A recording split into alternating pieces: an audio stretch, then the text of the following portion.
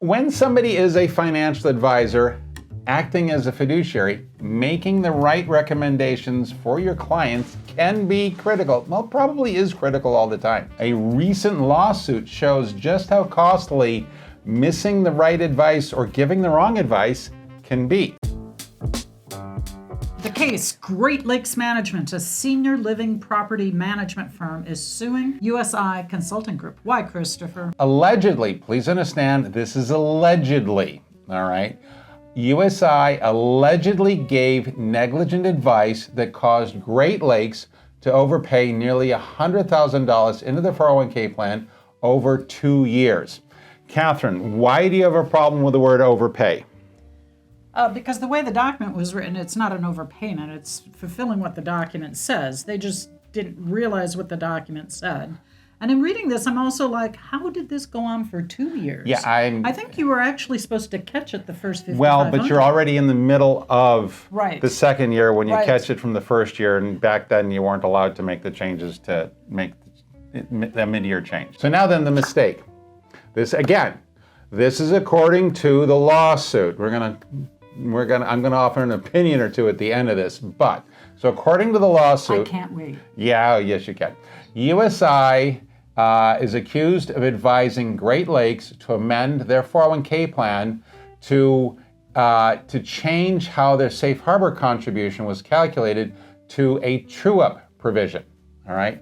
Allegedly, USI failed to properly explain the cost implications of these changes to the plan sponsor. Now, as a result, the company ended up contributing far more than needed. All right.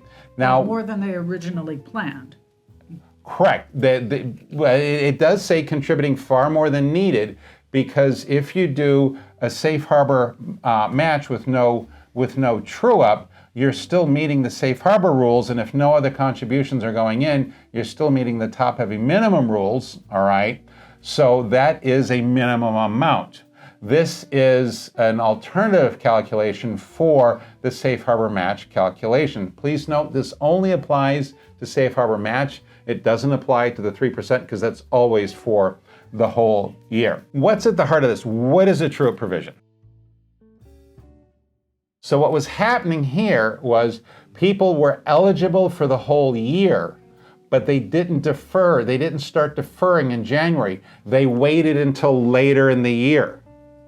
Okay, so if somebody starts deferring in November on a per pay period, no true up, okay, you're looking at just your you're looking at just your compensation for each individual pay period.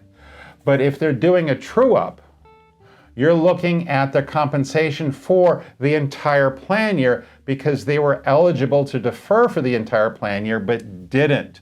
So that your calculation basis for your 4% can be substantially greater for a number of people. So this is what is going on here. So now then, the plan sponsor is seeking monetary damages from the consulting company, and one of the reasons why this is a different case than what we would come across with is the way I understand the lawsuit. The consulting company is also the investment advisory company, and they act as a fiduciary with the investment advice. So it's being considered, the plan sponsor is claiming financial harm caused by bad advice. So the lesson here is make sure, regardless of what role you take, that when you're suggesting, I'm going to use the word suggest, not advise, when you're suggesting your clients make changes to contribution amounts or contribution formulas or contribution ideas, that people understand whether or not their obligations are going to go up or go down or stay the same. All right? Do you give people illustrations of this or no? Well, you are not required to give an illustration. We always try to give an illustration, but if somebody wants us to do a mid-year allocation or to do something other than the normal work that we do for them for a year, that's extra work. Okay, so that's going to be an extra billable fee. And not everybody wants to pay that extra money to figure out what the extra contribution is. So basically, if you're a financial advisor and you're watching this, or if you're a plan sponsor and you're watching this, when you're wanting or suggesting that contributions be changed and that what contribution amounts are being calculated on is changed, request a summary, request a contribution example or a sample, even if you're using last year's compensation amount. At least have some idea as to how your budget is going to change. And it's probably worth it to pay the couple extra hours to do the extra sample calculations, right? Yep.